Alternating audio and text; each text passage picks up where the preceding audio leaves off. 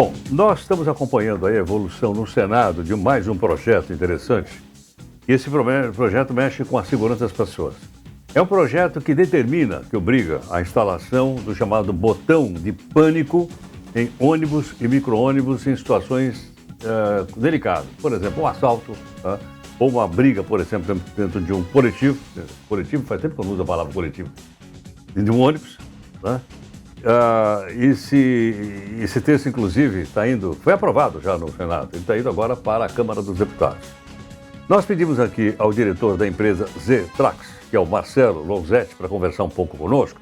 Marcelo, muito obrigado por sua gentileza, por atender aqui a Nova Brasil. Bom dia, é um prazer falar com vocês.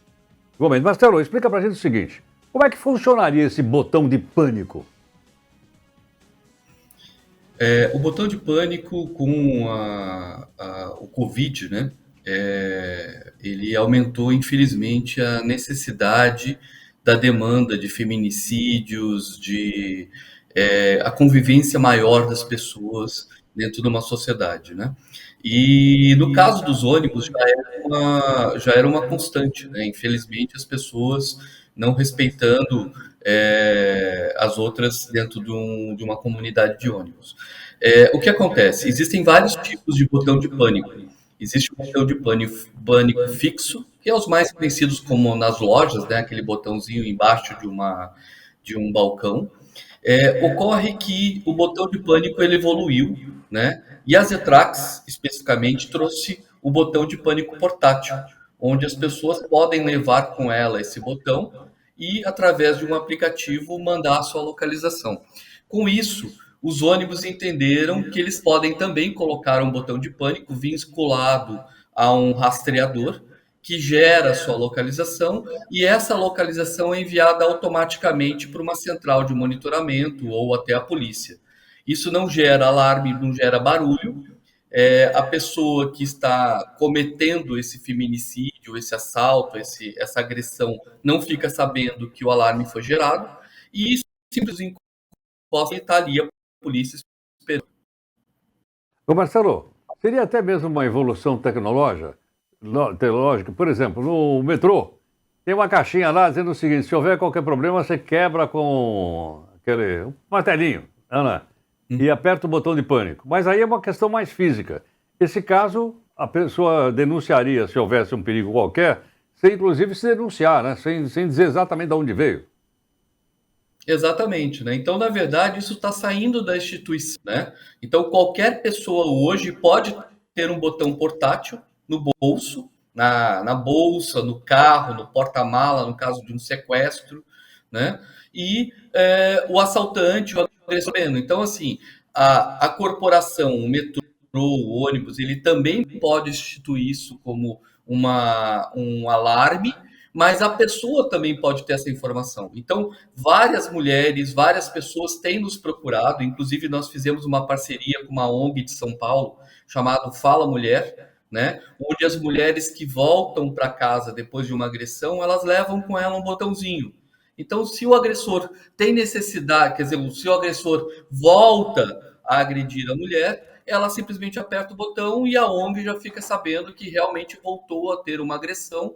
Então, eles pegam essa mulher e levam para a ONG de novo, né? Então, é uma demanda que, infelizmente, vem crescendo. Na verdade, eu acho que sempre teve, né? Mas hoje as mulheres, as pessoas têm coragem de mostrar o que está acontecendo. E as instituições, no caso do ônibus, do metrô, estão se preparando para isso, porque realmente vem aumentando bastante. Mas então, isso é uma tendência internacional, global? Isso tem em outros países do mundo? É uma novidade aqui no Brasil? Como é que é? E a Zetrax, ela trabalha especificamente com as empresas de monitoramento e de segurança, né? As principais empresas do Brasil trabalham com a gente tem um produto que mudou a forma de fazer ronda patrimonial no país. E aí, com essa demanda de tirar o equipamento de uma instalação, de uma portaria e botar na mão de um porteiro, a gente trouxe de fora essa tecnologia portátil, tá? E a gente trouxe basicamente para atender a segurança pública e a segurança privada.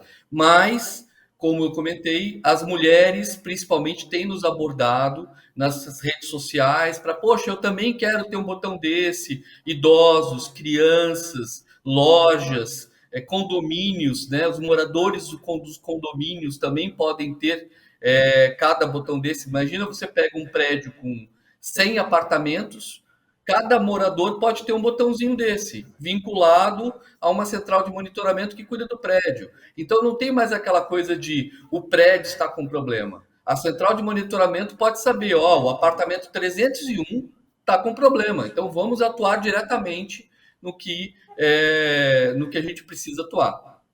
É uma tendência mundial, já veio de fora, perdão, e que o Brasil realmente está recebendo com muita demanda desde o ano passado para cá. Quer dizer, aquele botão com fio acabou. Aquele é coisa do passado.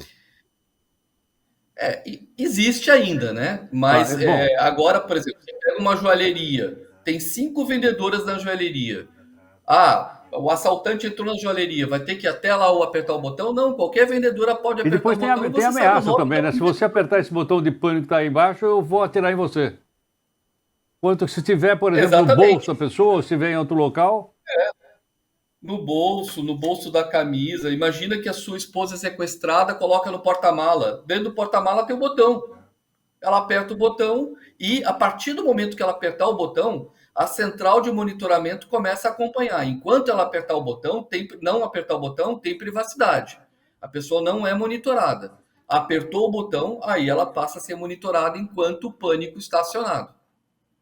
Sim. Bom, a informação final chega aonde? Até a polícia? Depende de como você parametrizar. Existem 3 níveis. O primeiro nível é familiar. Cada um tem um app, baixa o aplicativo e eu aperto o botão, meu esposo recebe, minha família recebe, meu filho apertou e o pai recebe, ok. Esse é o primeiro nível. E eles então acionariam, vamos dizer, eles acionariam, no caso, se for um caso, a polícia ou a segurança do local? Exatamente. O segundo nível é a empresa de monitoramento contratada, uma terceirizada. E o terceiro nível essa empresa é vinculada à polícia. Então, apertou o botão em questão de segundos, a família recebe, a empresa de monitoramento recebe e a polícia recebe também o local e o que está acontecendo. Agora, aquela pergunta do que é calar. Esse botão individual que qualquer um poderia colocar na bolsa ou no bolso, é caro? Olha, depende do que você considera caro. Eu acho que saúde não. Família. Você vai me falar de custo-benefício. Vamos falar em termos monetários. Você quer que eu te dê um preço? Porque o pessoal está acompanhando, né? A referência. Mas todo mundo está interessado.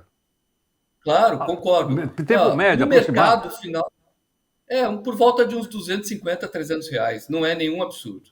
Não é nenhum 250 a 300 reais. E ele é teu, o botão é teu, a bateria dura de 6 meses. Ele funciona com bateria ou não?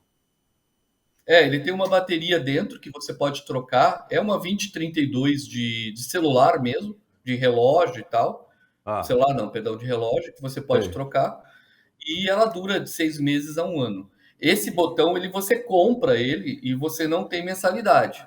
Agora, se você quiser contratar uma central de monitoramento, então o que nós fizemos? Nós homologamos várias centrais de monitoramento no país para atender justamente essas demandas de feminicídio, problemas. Quer ver um exemplo que uma demanda muito grande? Uber, aplicativos de celular, quer dizer, ele tem um problema, ele aperta o botão, já cai numa central de monitoramento e diz, o tal Uber, que é o Marcelo que está pilotando, está com problema. E é um botãozinho que... E outra coisa, pode ser vários botões. Pode ter um botão embaixo do volante, um botão no bolso, um botão no porta-mala. Todos os botões podem gerar o mesmo alarme. Perfeitamente. Pô, muito interessante. Ainda mais numa época como essa, que a gente fala que há tanta insegurança. Hoje a gente vê na internet, né? Aquele pessoal, por exemplo, saindo de casa é assaltado. Vai colocar o carro na garagem, é assaltado. Aqui no metrô, aqui na região central, é assaltado. Quer dizer, seria mais uma forma da pessoa se defender. Marcelo, muito obrigado. Pois não. Também agora, é o caso dos CACs, né? Os CACs agora, eles não podem mais, quando vão para o clube, ir armado. Quer dizer, então, eles estão expostos a serem roubados, infelizmente. Né? Então, eles podem, os clubes de tiro podem ter esse botão, né? Oferecer para os CACs, ele aperta o botão, o clube já recebe, dizendo, eu estou indo aí atirar e fui assaltado. Tem várias demandas. O projeto lá fala em ônibus e vans. Mas eu acho que ele deveria ser estendido a táxi também. Até para proteger o motorista, ou do Também, aplicativo, ou do Uber, do exatamente. 99, não é isso? Exatamente, exatamente, exatamente. Nós já até iniciamos uma conversa com algumas empresas de cooperativas de táxi, já nos procuraram. Ah, As empresas de aplicativo de celular ainda não avançamos, mas os cooperados, digamos assim, eles têm se unido, né, e feito os grupos que estão se auto-monitorando. Mas, sinceramente, eu acho que isso tinha que vir do aplicativo, entendeu? Já que eles ah. têm toda uma central, por que não oferecer um botão que gere segurança, tanto para a pessoa que está dirigindo, como também para a pessoa que está sendo levada no aplicativo ou na cooperativa de táxi, né? Perfeito. Marcelo, muito obrigado por sua gentileza, por participar aqui da Nova Brasil. Muito obrigado. Um prazer. Estamos Eu que sempre à agradeço. disposição. Um abraço.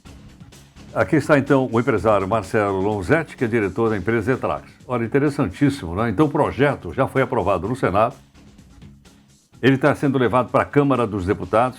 Eu gostaria que você que ouviu essa entrevista aqui, né, e essas explicações claras, didáticas, simples, dadas aqui pelo Marcelo, formasse também sua opinião a respeito do que é que você acha disso. Funciona, não funciona? É uma atividade privada? Claro. O pessoal quer vender o botão? Quer. Né? Tem custo? Tem. Ele falou que um botão desse custa entre 250 e 300 reais. Não é verdade? Pode ser informado os parentes? Só pode. Pode criar uma central? Também pode. Logicamente que tem negócios embutidos, tá? Ninguém está excluindo isso, é o fato que nós estamos mostrando aqui, mas eu acho que se adequa muito à situação, principalmente da cidade de São Paulo, né? Onde acontecem tantas coisas como essa. E outra coisa, até sugiro o pessoal da área de condomínio, por exemplo, eu vou levar essa ideia, por exemplo, na reunião do condomínio lá. Vou levar a ideia para o pessoal avaliar se deve ou se não deve. Vou explicar. Acabei de entender aqui, vou explicar lá. E talvez com isso, inclusive, até essa questão que ele falou de uma ONG, né, especialmente de violência contra as mulheres.